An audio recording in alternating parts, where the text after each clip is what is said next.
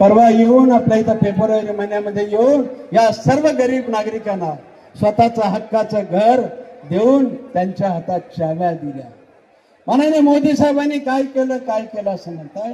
मला असं वाटतं की जे दिसतंय त्याचं उघड्या डोळ्यांनी जे म्हणतायत त्यांनी उघड्या डोळ्यांनी पाहण्याची अत्यंत गरज आहे.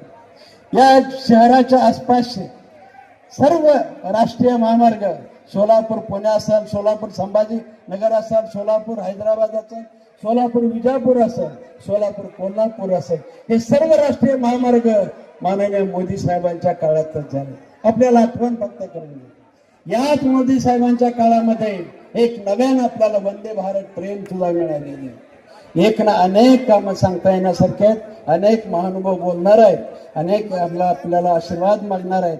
माझी एकच विनंती आहे आता तुम्हाला, कुठल्याही भूलथापाला बळी पडू नका.